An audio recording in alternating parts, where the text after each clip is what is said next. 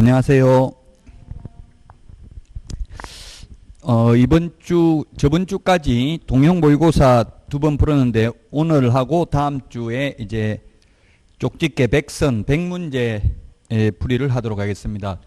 동형 모의고사는 그 40문제씩 4회분은 김재용 교수님이 출제했고 제가 이 100선은 제가 출제했습니다. 아마 그래서 출제 경향이 좀 다를 거예요. 출제하는 사람에 따라서 문제가 느낌이 확 다를 수가 있어요. 제가 한 게 좀 지문이 긴 게 많은데 지문이 긴 게 오히려 더 쉽습니다. 지문이 짧은 거는 오히려 어렵고 지문이 긴 거는 그래서 제가 문제 출제하면서 제 개인적인 감정을 넣은 글자는 하나도 없습니다. 법조문에 있거나 판례가 있거나 기출문제에 이미 나왔던 것만 있습니다. 뭐 이 문제가 똑같은 문제는 아마 한 문제도 없을 거예요. 이 문제도 마찬가지고 동형 모의고사도 마찬가지고요. 그래서 뭐 다른 출판사 문제들도 제가 학원 강의를 5일 하는데 보면 여러 출판사 걸 다 해보는데 논란의 여지가 있는 문제가 많습니다. 어느 출판사 거든지 간에 개인적인 견해가 있는 게 있고 그래서 그런 논란의 여지가 있고 강의하는 선생님들마다 견해가 다른 거 이런 거는 시험에 잘 안 나온다고 보시면 되고요. 공통적인 부분만 나온다고 보면 돼요. 공인중개사법이 말장난이 심하기 때문에 제가 5개 학원을 강의하면서 보면 문제가 굉장히 저하고 안 맞는 거 저도 다 100점 못 받아요 풀면. 그래서 그런 것들을 너무 심려치 마시고 그냥 이런 것도 있다 이걸 통해서 한 번 더 법조문을 찾아보고 법조문에 없는 것들은 시험에 나올 확률은 좀 희박합니다. 국토부에도 제가 질의하면 공무원들도 잘 모르고 그런 건 아마 시험에 안 나올 겁니다 이런 식으로 말해요. 근데 요즘은 전화해도 전화를 아예 안 받더라고요. 너무 전화를 많이 하나 봐요. 자, 그러면 이제 이번 주 다음 주에 걸쳐서 100문제를 보도록 하겠습니다. 정확하게 뭐가 해설을 가지고 계시죠? 뭐가 틀리는지 정확하게 여러분들이 이제 찾아서 확인해 보는 게 중요합니다. 1번과 같이 이렇게 지문 길게는 안 나올 가능성이 많습니다. 솔직히 말하면. 근데 연습하라고 좀 길게 해 놓은 거고요. 실제 시험에서는 보통 지문이 이렇게 기역 니은 해도 한 5개 정도 안쪽으로 나옵니다 사실. 근데 이런 걸 한번 틀려보라고 좀 지문을 길게 했습니다. 1번은 자 옳은 것은 했는데 1번은 우리 핵심 비교정리 프린터 암기 프린터 1번에 있습니다. 공인중개사의 업무 등에 관한 사항을 정하여 그 전문성을 제고하고 부동산 중개업을 건전하게 육성하여 국민경제 이바지함을 목적으로 한다. 그래서 이 법은 공인중개사의 업무 등에 관한 사항을 정하여 그 공신력을 제고한다는 말 없죠? 그 법조문이 있는 그대로 암기해야 됩니다. 이거 1조는. 그래서 1번은 틀렸습니다. 부동산 중개업을 건전하게 육성하고 국민경제에 이바지하는 것은 맞습니다. 자, 그 다음에 니은은 1번은 기역은 법조문에 있는 것이고요. 니은은 판례입니다. 판례. 그 판례, 해설에 판례 있을 텐데, 선량한 관리자의 주의로서 중개상물의 권리관계 등을 조사 확인하여 의뢰인에게 설명할 의무가 있고, 이는 개업공개사가 중개상물의 범위 외의 물건이나 권리 또는 지위를 중개하는 경우에도 다르지 않다. 선량한 관리자의 주요 업무라는 것은 평범한 사람, 보통 사람, 평균치 사람이 지켜야 될 의무이거든요. 그래서 계약이 완료된 이후에도 마찬가지 선량한 관리자의 주요 업무가 있어야 됩니다. 예를 들면 개업공개사가 의뢰인에게 확정일자만 받으면 보증금 안 떼이고 확실하게 돌려받을 수 있다 이렇게 말했어요. 그런데 이사하는 날 보통 이사하고 전입신고하고 확정일자하고 보통 같은 날 받잖아요. 통상적으로 그 같은 날 다 받았어요. 3개를. 그런데 주인이 이사하는 날 은행에 건저당 설정 등기를 해가지고 돈 빌려버렸다고요. 그러면 그게 나타나지가 않죠. 현실적으로 서류상은. 그래가지고 그럼 누가 먼저 선순위에 저당권, 건저당이 선순위죠. 건저당은 당일날 효력이 발생하고 이사를 한 다음 날 우선 면제 효력이 생기니까 그렇게 해가지고 임차인이 그 보증금을 배당을 다 못 받은 사안에 대해서 개업공개사에게 손해배상 책임이 있다는 게 판례예요. 그건 중개 업무가 아니라고 볼 여지가 있거든요. 계약 성립 후에는 중개 실무는 계약 성립 시까지만 이라는 게 학자들의 견해였습니다. 그러나 판례는 계약 성립된 후에도 중개상물이 아니라도 선량한 관리자의 주문은 다 해야 된다. 이게 판례의 태도입니다. 그래서 이건 제가 지어낸 말이 아니고 판례이기 때문에 니은은 맞고요. 그 다음에 디귿도 시험에 출제된 적이 있습니다. 가태료와 개설 등록 기준은 대통령령으로 정하고 있습니다.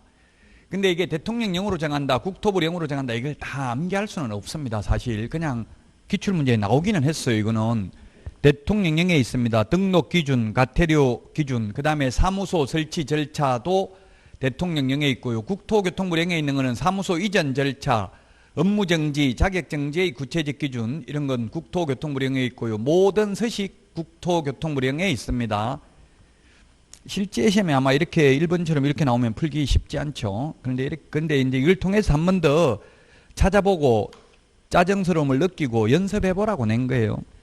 그 짜증스러움을 참을 수 있어야 돼. 지금 참을 수 없는 분노를 느껴서 포기해버리면 이때까지 했던 게 다 물거품이죠. 잘 참아야 됩니다. 실제 시험에 1번처럼 이렇게 어렵게는 안 나옵니다. 솔직히 말하면. 자, 리얼 맞습니다. 업무정지, 자격정지의 구체적 기준은, 개별 기준은 국토교통부령에 규정하고 있죠.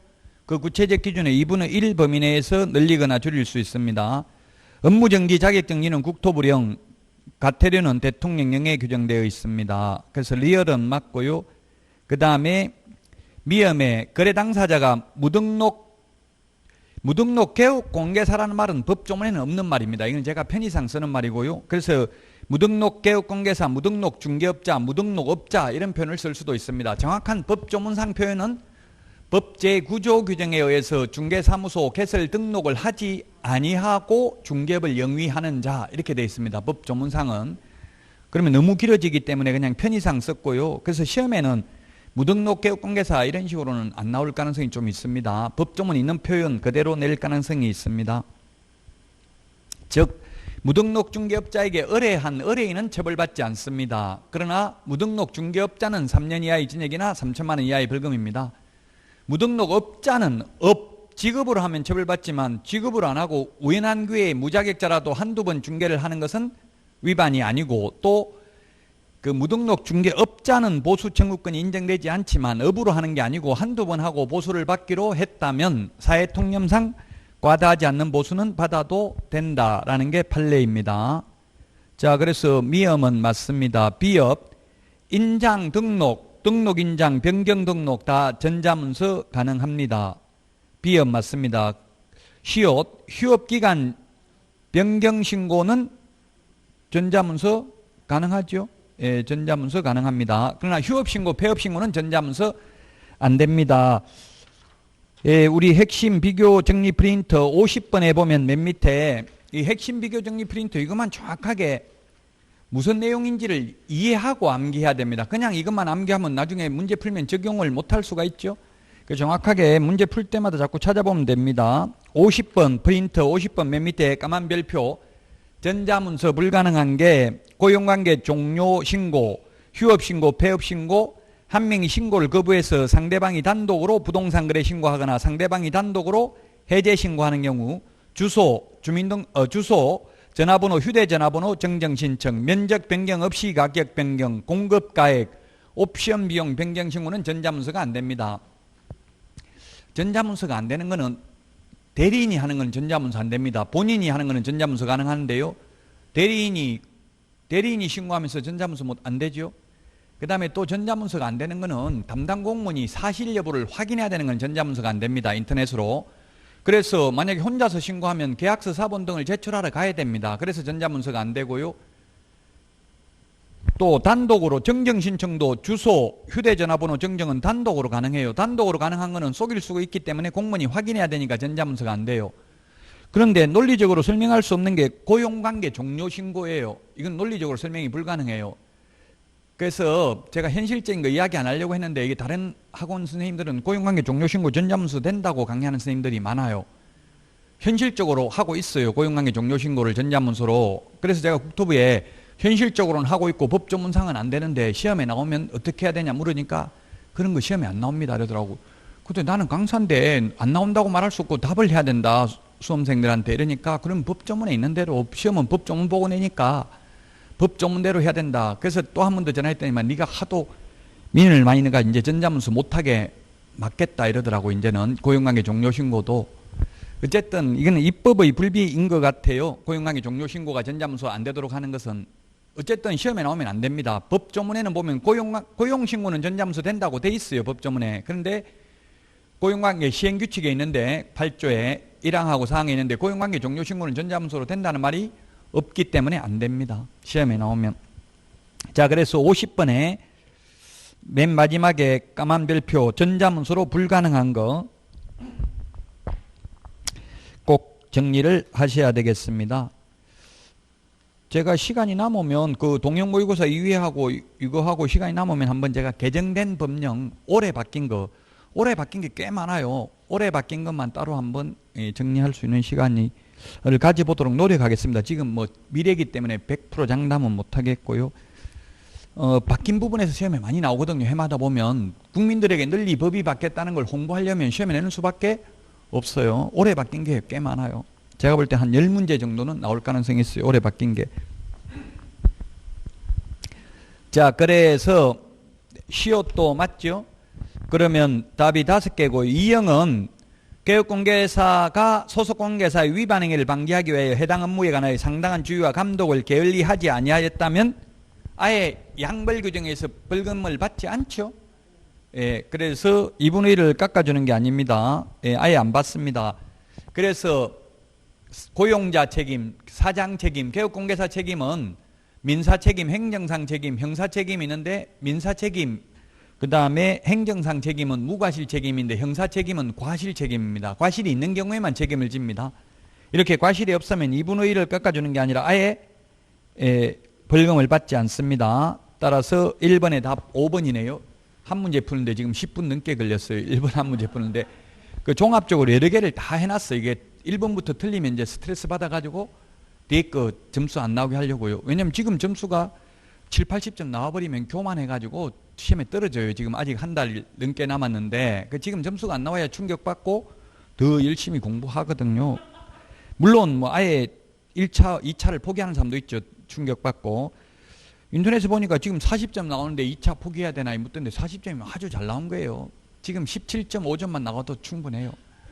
점수는. 그래도 완전히 몰라 틀린 게 아니잖아요. 그래도 확실하게 이제 틀린 걸 확인해 보면 충분히 80점 이상 가능합니다. 2차는 특히 공인중개사법은 2차라고 다른 과목은 제가 단정적으로 말할 수 없지만 공인중개사법은 단순히 암기해야 되는 게 많잖아요. 이게 논리적으로 꼭 무슨 깊은 수학적 기초가 있어야 되는 것은 아니거든요. 1번에 답 5번이고요. 2번 옳은 것은 했는데 2020년 6월 13일 감정평가사 기출문제입니다.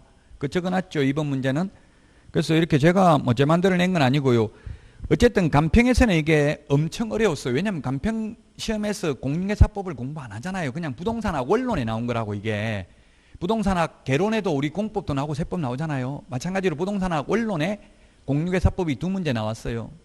그때 나왔던 문제입니다. 답은 4번이죠. 중개업은 의뢰, 보수, 업 3가지 들어가면 중개업이죠. 등록했든 안 했든. 그래서 4번이 답이고요. 1번은 자격을 취득한 자를 개업공개사를 한다. 자격 취득하면 공인중개사 틀렸고 선박, 항공기, 건설기계 중개상물 아니죠. 그 다음에 3번 개업공개사에 소속된 공인중개사로서 중개물을 수행하는 자는 소속공개사가 아니다. 이다. 보조하는 자도 소속공개사죠. 예, 보조하는 자를 말한다 하면 그건 X예요. 문제를 잘 읽어야 돼요. 응용을 해야 돼요. 예를 들면 이게 뭐 인터넷에 이런 거 질문하는 분이 있던데 중개란 중개대상물에 대하여 거래 당사자 간의 매매, 교환, 임대차 그 밖의 권리도 들어가야 되죠. 그 밖의 권리의 득실 변경을 알선하는 건 중개이다. 근데 시험에 그렇게 안 나오고 저당권을 알선하는 것도 중개이다 하면 맞는 말이에요. 이거는 중개는 저당권을 알선하는 걸 말한다. 그건 X라고요. 중개는 무엇을 의미한다 하면 용어 정의하면 전부 다 들어가야 되지만 저당권을 알선하는 것도 중개의 종류에 들어간다고 중개에 해당된다. 이거는 맞는 말이라고요. 가장 어려워요. 용어 정의와 중개상물이. 용어 정의 중개상물만 지나면 별로 어려운 거는 없습니다. 그렇게. 어쨌든 이게 간평 기출 문제고요. 4번이 답이고요. 5번 보조원이란 공인중개사가 아닌 자로서 중개업은 안 되죠. 보조하는 자입니다. 6월 13일 간평 기출 문제라고 적혀져 있죠. 4번이 답입니다. 오히려 쉽잖아요. 간평 문제가. 여러분들이 워낙 연습을 많이 해서 그렇습니다. 옳은 게 더 어렵죠. 오지선다행에서는. 이제 3번은 쉽네요. 틀린 거니까. 그 1번은 이게 판례예요. 판례. 민법상 건축물에 해당되는 건축물, 민법상 건축물에 한한다. 이게 한정된다 하는 게 판례라고요. 좀 판례 자체도 완벽하게 논리적으로 따지면 약간 모순일 수 있어요. 그러나 어쨌든 판례는 민법상 건축물에 한정된다 이렇게 되어 있어요. 건축법상 건축물을 의미하는 게 아니라 이게 뭐냐면 2번하고 같은 1번, 2번이 같은 판례예요. 즉 이게 이동식 세차장 구조물은 건축법상 건축물이지만 민법상 건축물이 아니어서 중개사물이 아니다. 즉 벽이 없기, 주벽이 없기 때문에 민법상 건축물은 아니다 이 말이에요. 건축법상 건축물에는 해당되지만 판례입니다. 그 해설해 보면 사건 번호가 있으니까 판례를 한번 찾아서 확인해 보는 게 시간은 많이 걸리지만 기억에는 오래 남습니다. 3번 권리금은 중개사물이 아니다. 그 아까 4번 이야기했죠. 무자격자라도 우연한 기회에 한두 번 중개하고 보수를 받는 것은 가능하다고 했죠. 무등록 업자의 보수 청구권은 인정되지 않는다. 그 다음에 5번은 중개보수를 받기로 약속 요구만 했다고 처벌 대상이 아니다. 무등록 업자라 하더라도 무자격자라도 왜 미수범을 처벌한다는 규정은 없기 때문에 무등록 중개업자가 약속 요구했다 하더라도 어쨌든 약속 요구한 거는 실제 받지 않았다면 위반이 아니라고요.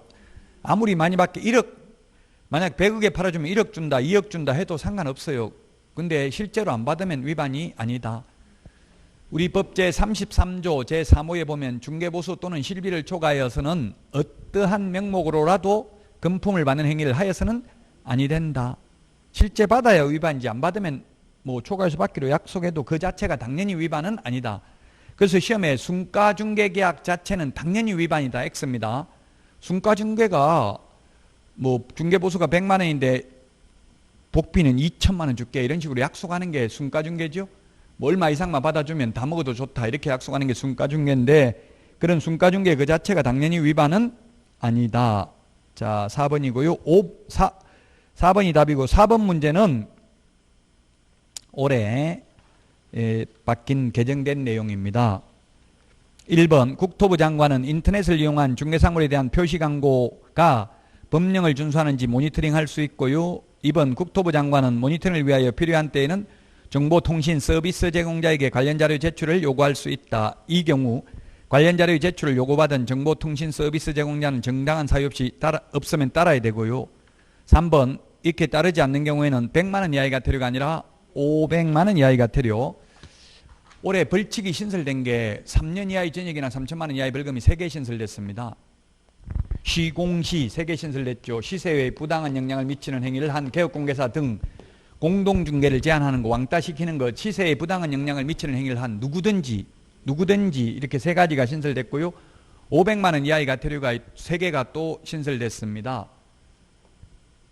확부모, 추 이 3개가 신설됐죠. 확부모, 추 부당한 표시 광고, 모니터링 자료 제출 거부, 추가 정보 게재 요청 거부한 경우 그 다음에 100만 원 이하의 과태료가 하나 있는데 그게 뭐냐면은 외국인이 신축, 정축, 개축, 재축하면 6개월 이내 신고 안 하면 100만 원 이하의 과태료.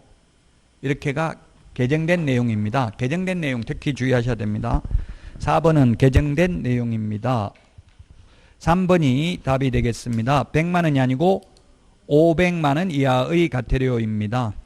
4번 국토부 장관은 모니터링 결과에 따라 정보통신 서비스 제공자에게 이 법 위반이 의심되는 표시 광고에 대한 확인 또는 추가 정보 게재 등 필요한 조치를 요구할 수 있고 따르지 않는 경우에는 5번에 500만 원 이하의 과태료가 되겠습니다.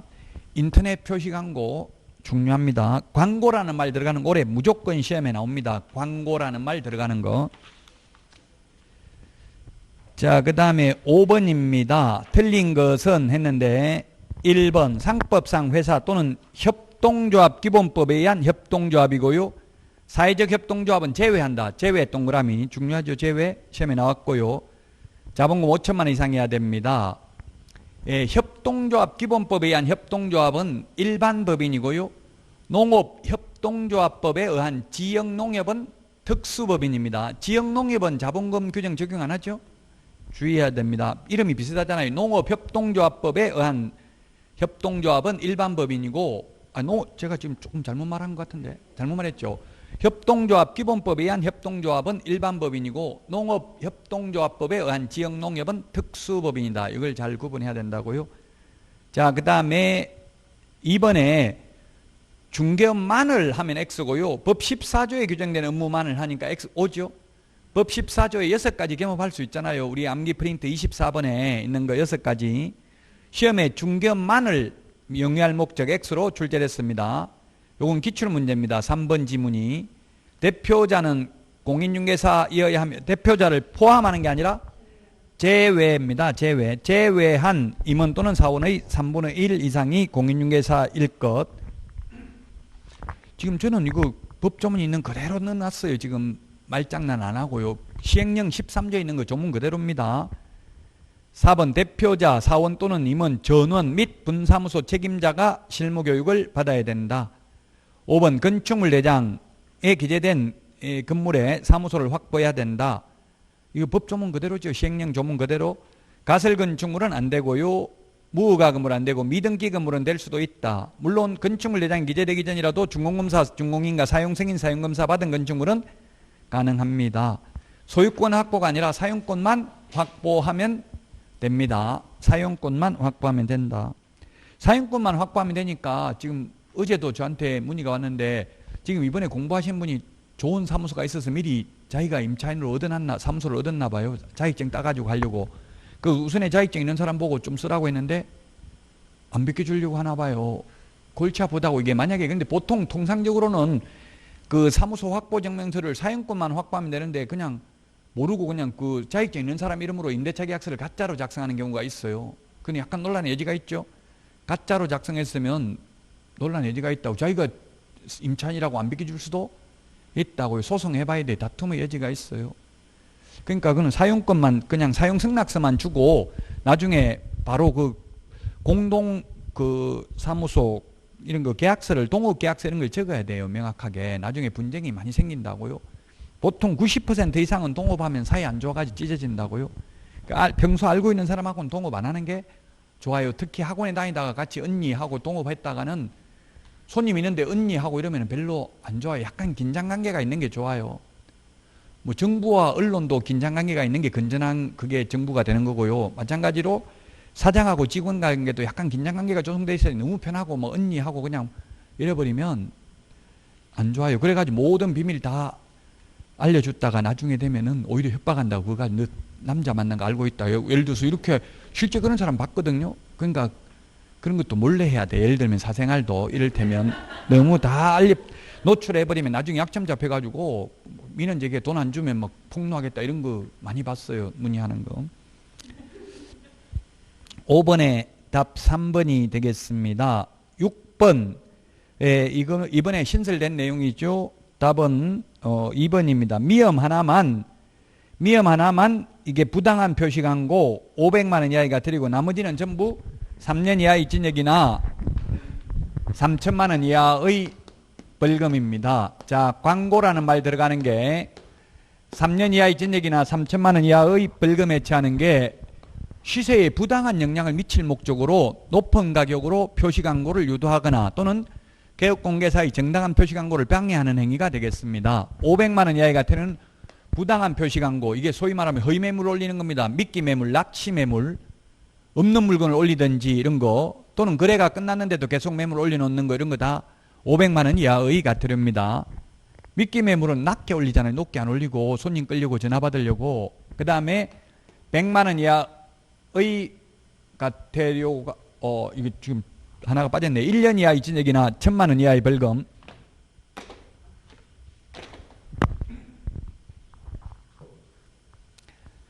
(1년) 이하의 징역이나 1000만 원 이하의 벌금, 500만 원 이하의 가태료, 100만 원 이하의 가태료가 있는데 1년 이하의 징역이나 1000만 원 이하의 벌금은 개업공개사가 아닌 자가 광고하면 1년 이하의 징역이나 1000만 원 이하의 벌금.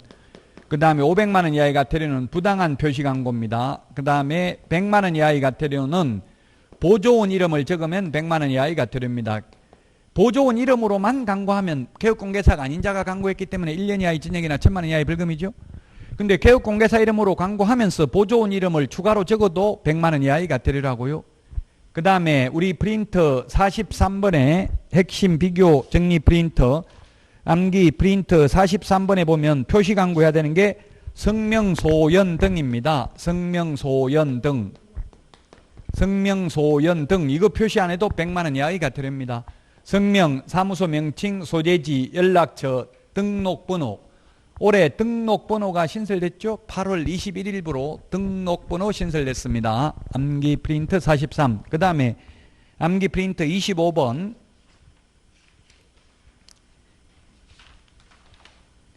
25번의 맨 밑에 보면은 인터넷 표시 광고하는 경우는 소면, 가중, 거총.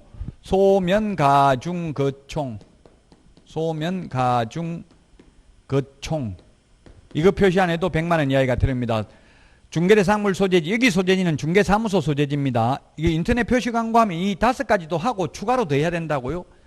그 다음에 중개상물 소재지, 면적, 가격, 중개상물의 종류, 거래 형태, 건축물인 경우 총청수입니다. 총청수. 그 암기 프린트 25번에 건축물의 경우 총청수, 사용승인일, 사용검사일, 준공검사일, 방향, 방 개수, 욕실 개수, 입주 가능일, 주차 대수, 관리비까지 인터넷 표시 광고할 때 기재해야 됩니다. 적어야 됩니다. 명시해야 됩니다. 중요합니다. 이게 8월 21일부로 신설됐습니다. 이거 안 하면 100만원 이하의 가태료입니다. 요거 광고라는 말 들어가는 거 이게 4가지 이거 시험에 반드시 나온다고요. 하나는 뭐가 나올지는 모르지만 올해 다 신설된 내용들이기 때문에. 자, 그래서 6번에는 답이 2번입니다. 미엄 하나만 부당한 표시 광고 500만원 이하가 되리고 나머지는 누구든지 시세에 부당한 영향을 미칠 목적으로 정당한 표시 광고, 개업공개사의 정당한 표시 광고를 제한하거나 또는 높은 가격으로 표시 광고를 유도하는 행위 전부 다 시세에 부당한 영향을 미치는 행위이기 때문에 3년 이하의 징역이나 3천만원 이하의 벌금입니다. 자, 그 다음에 7번 결격사유. 결격사유는 시험에 반드시 출제가 되죠. 답은 2번입니다. 옳지 않는 것. 소위 중개인, 부칙개공이 결격사유에서 주 벗어난다 하더라도 개업공개사 등이 될 수 없다고 됐잖아요. 등이면 보조원인도 말하는 거거든요. 보조원. 개업공개사 등이라는 말은 법제 10조에 있어요. 용어가. 보조원 될 수 있죠. 예를 들면 등록 취소되고 3년 지나면 보조원 될 수 있잖아요. 자격증 안 따고 다시 이제 부칙개공이 될 수는 없죠. 한번 등록이 취소되면. 근데 결격사유에서 벗어나면 개공 등이 될 수 없다. 이거는 X라고요. 보조원이 될 수도 있습니다. 자, 그래서 7번에는 답 2번이 되겠습니다. 다음은 8번 문제 보겠습니다. 8번. 바르지 못한 것은 했는데 답은 4번이죠. 7일 이내 등록증 교부하는 게 아니라 등록증 교부는 지체 없이입니다. 보정 설정 여부를 확인하고 등록 처분 통지가 7일 이내입니다. 등록 처분 통지가 7일 이내라고요. 암기 프린터 2번에 맨 밑에서 두 번째 까만 별표 등록 통지가 7일 이내라고요. 등록 통지 받고 나면 보정 설정하면 보정 설정만 됐으면 지체 없이 바로 교부는 해준다고요. 7일 이내에 교부해 주는 게 아니고. 그래서 이때까지는 다 이게 법조문이나 뭐 판례나 기출문제 다 있는 거지 제 개인적인 감정을 넣은 글자 한 글자도 없습니다. 그래서 오히려 이런 게 더 쉽다고요. 내용은 어려울 수 있지만 거의 논란의 여지는 거의 없어요. 답은 4번입니다. 8번에 1번 이거는 보정 설정 시기는 우리 암기 프린트 56번에 1, 2, 3번에 있어요. 중개사무소는 미리 보정 가입 안 되죠? 매수 신청 대리인 등록은 미리 가입을 해야 됩니다. 자, 그래서 8번에 4번이고요. 9번 옳은 것은 했는데 부칙개공 소위 중개인은 정보망에만 가입했다고 당연히 전국으로 확대되는 것은 아닙니다. 정보망에 가입하고 가입한 정보망에 공개된 물건에 한하여 그 정보망을 이용하는 경우에만 업무지역 바깥에 있는 것도 가능합니다. 근데 이 부칙개공이라는 말 들어가는 건 시험에 잘 안 나온다고 했어요. 이 100문제 중에 다 시험에 잘 나오는 것만 있는 건 아닙니다. 사실. 왜냐하면 실제 시험도 한 4문제 정도는 약간 사이드 있는 게 나올 수 있거든요. 그래서 부칙 개공, 부칙이라는 말 들어가는 건 그렇게 많이 나오지는 않는다. 2번도 마찬가지 부칙 개공은 공동으로 사용했다고 해서, 공동사무소를 사용한다고 해서 소속 공인중개사를 고용했다고 해서 업무지역이 당연히 전국으로 확대되는 것은 아닙니다. 4번 법인인 개업공개사는 주택법상 사업계획 승인 대상이 아닌 것은 분양대행할 수 있다. 실제 시험에서는 주택법상 사업계획 승인 대상인 것은 이렇게는 나오지 않았습니다. 사업계획 승인은 단독주택 30호, 공동주택은 30세대 이상이면 사업계획 승인 받아야 되죠. 인터넷에 호하고 세대 어떻게 구분하냐 묻던데, 호는 단독주택, 세대는 공동주택입니다. 그래서 주택법상 사업계획 승인 대상인 것은 사실 우리 법인인 개업공개사가 못합니다. 주택법에 의해서 안 됩니다. 근데 시험에는 주택법상 사업계획 승인 대상인 건 안 나왔다고요. 우리 법조문에는 주택법상 사업계획 승인 대상인 것은 아닌 것은 이렇게 구분을 안 하고 그냥 주택 상가 분양대행 가능하다고 되어 있어요. 공인중개사법상은 가능하지만 타법에서 규제하면 안 되는 거죠. 공인중개사법상은 제한이 없지만 주택법에서는 안 된다고 되어 있다고. 주택법상 사업계획 승인 대상인 것은. 자, 그래서 9번에 답 3번이 되겠습니다. 그 다음에 4번 지역농업협동조합은 부동산 이용 개발 및 거래에 관한 상담업을 영위할 수 있다. 예, 지역농협은 안 됩니다. 지역농협은 농지 매매 교환 임대차 중개업하고 그 지역농협 업무만 할 수 있습니다. 특수법인은. 역시 4번, 9번은 시험에 그렇게 잘 나오는 문제는 아닙니다. 답은 3번 이 지문은 잘 나오는데 나머지 지문 특수법인에 대해서는 잘 안 나온다고요. 자, 그 다음에 5번 공인중개사인 개업공개사나 부칙, 개공, 경공매 매수 신청 대리 영위할 수 없다 했는데, 공인중개사인 개업공개사는 가능하죠. 매수 신청 대리인 등록한다면. 경매 매수 신청 대리 하려면 매수 신청 대리인 등록해야 되지만, 공매 입찰 대리만 하려면 매수 신청 대리인 등록 안 해도 됩니다.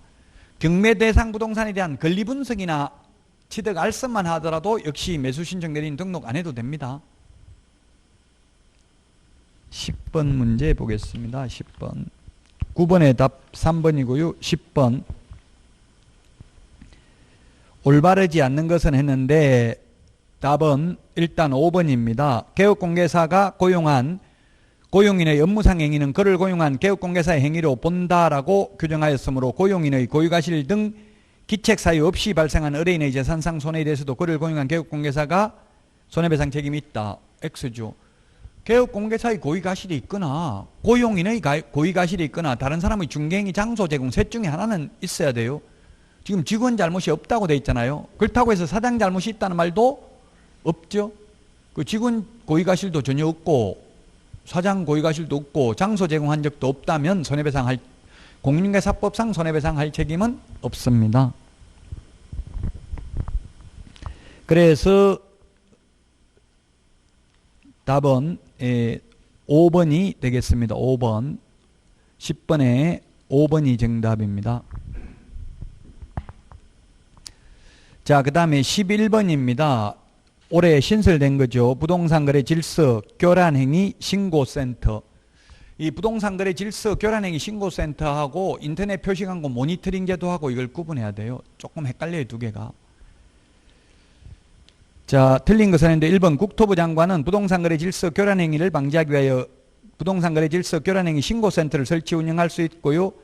2번 신고센터는 신고사항에 대한 확인 또는 시도의사 및 등록관청의 신고사항에 대한 조사 및 조치 요구 등 업무를 수행한다.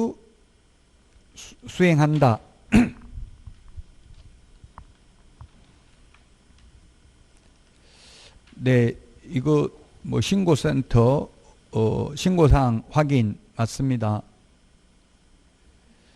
자, 그 다음에 3번 한국감정원은 신고센터의 업무 처리 방법, 절차 등에 관한 운영 규정을 정하여 국토부 장관의 승인을 받아야 된다. 예, 이게 부동산 거래 질서 교란행위 신고센터를 위탁할 수 있는데 대통령령으로 정하는 기관에 위탁할 수 있다 이렇게 돼 있어요. 근데 대통령령에는 보면 한국감정원에 위탁할 수 있다 이렇게 돼 있는 게 아니라 위탁한다 이렇게 돼 있어요. 그래서 조금 헷갈리는데 위탁을 안 할 수도 있는데 하려면 한국산업인력공단에 위탁을 해야 된다 이런 뜻으로 이해하면 되겠죠. 안 해도 되는데 그래서 만약에 한국감정원이 위탁받았다면 운영규정을 정하여 국토부 장관 승인 받아야 됩니다. 그 다음에 4번 신고사항에 대한 조사 및 조치 요구를 받은 시도지사 및 등록관청은 신속하게 조사 및 조치를 완료하고 완료한 날로부터 7일 이내가 아니라 10일 이내입니다. 10일 이내. 10일 이내에 신고센터에 통보해야 됩니다. 10일 우리 암기 프린트 보도록 하겠습니다. 암기 프린트 10일 40번 40번에 동그라미 12번에 있네요. 동그라미 12번 40번에 12번 밑줄 치놓으시고요. 40번에 12번 그래서 4번이 답이고 5번 신고센터는 매월 10일까지 직전달의 신고사항 접수 및 처리 결과 등을 국토부 장관에게 제출해야 됩니다. 매월 10일까지 직전달 밑줄 치놓으세요. 직전달의 신고사항. 우리 그 등록관청이 다음 달 10일까지 협회 통보하는 거나 사실 같은 의미잖아요. 다음 달 10일까지 전달 걸 다음 달 10일까지 하는 거나 이거 같은 말이잖아요. 매월 10일까지 직전달이니까 의미는 같은 의미입니다. 국토교통부 장관에게 제출해야 됩니다. 11번도 이번에 개정된 내용이니까 주의를 하셔야 되겠습니다. 12번도 개정된 내용입니다. 12번. 확인 설명 하지 않거나 근거 자료 제시하지 않는 경우 둘 중에 하나를 위반한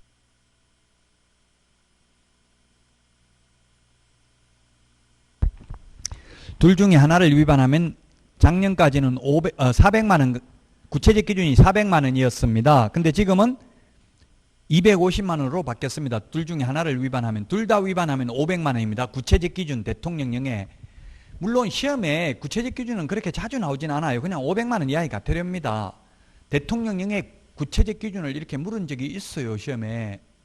올해 바뀌었으니까 그냥 적어놓은 거예요. 구체적 기준이 둘 다 위반하면 500인데 하나 위반하면 400이면 논리적으로 형평성에 어긋나잖아요.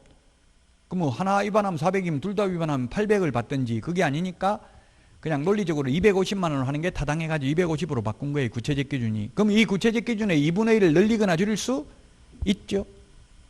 그럼 100만 원 받을 수도 있고 뭐 300만 원 받을 수도 있는 거예요. 구체적 기준은 250이에요. 대통령령의 구체적 기준은. 다만 법률에서는 500만 원 이하의 과태료라고요. 2번이 답입니다. 공공임대주택인지 여부는 표시하라는 말이 없어요. 확인설명서에. 민간임대주택 특별법에 의한 민간임대주택인지는 기재하는 난이 있죠. 공공임대주택은 중개상물이 아니에요. LH 30년 국민임대주택 지금 행복주택 여기 짓는 거 지금 저 보니까 도담동인가 행복주택 짓는다고 돼 있던데 그 행복주택도 중개상물이 아닙니다. 그런 거는. 그래서 적을 필요 없어요. 조정대상적인지 기재하는 난은 없습니다. 근데 주택거래 신고지역도 있었는데 삭제됐습니다. 주택거래 신고지역 삭제됐다. 주택법에서 삭제됐기 때문에. 그 다음에 이게 5번도 올해 신설됐습니다. 중개보수 지급 시기를 기재하도록 적는 난이 있다. 올해 신설됐다고요. 중개보수 지급 시기 언제 지급하는지 잔금 아무 말 없으면 잔금 치를 때죠. 거래대금 지급이 완료된 때입니다. 자, 그 다음에 13번 개업공개사 등에게만 해당되는 사항이 아닌 것은 했는데 답은 1번입니다. 1번은 누구든지에게 해당되고요. 개업공개사 등에게 해당되는 것은 우리 암기 프린터 31번에 맨 밑에 까만 별표 개업공개사 등에게 해당되는 게 5개가 있어요. 결격사유, 이중소속, 비밀준수, 금지행위, 거래사고, 예방교육 이건 개업공개사 등에게 해당되는 거죠. 그래서 답이 1번이 되겠습니다. 13번에는 1번. 14번입니다. 옳은 것은 했는데 1번 개업공개사가 인장 등록을 해야 될 시기는 등록증 교부받은 후부터가 아니라 등록 신청할 때 해도 되고 업무 개시 전에 해도 됩니다. 등록증 교부받고 나서 업무 개시 전에는 못합니다. 등록증에 등록된 도장을 찍어야 되니까. 그래서 1번 틀렸고 2번 등록된 인장을 사용하지 않는 경우 업무정지입니다. 개업공개사는 업무정지, 소속공개사는 자격정지. 4번은 법인인 개업공개사는 주된 사무소의 경우 대표자 인장을 등록하는 게 아니라 법인의 인장을 등록합니다. 법인의 인장. 법조문에 있는 그대로죠. 기출문제도 나왔고요. 4번 등록한 인장을 변경한 경우에는 7일 이내에 변경 등록해야 됩니다. 맞죠? 7일. 우리 프린트 39번에 2번에 있습니다. 암기 프린트 39번에 2번. 그래서 4번이 답이고요. 5번 모든 고용인은, 보조원은 제외잖아요. 보조원은. 그래서 그냥 고용인은 하면 조금 어려운데 모든이라고 했기 때문에 보조원은 X라는 뜻입니다. 따라서 답은 4번이 되겠습니다. 여기까지 하고 쉬었다가 15번부터 하도록 하겠습니다.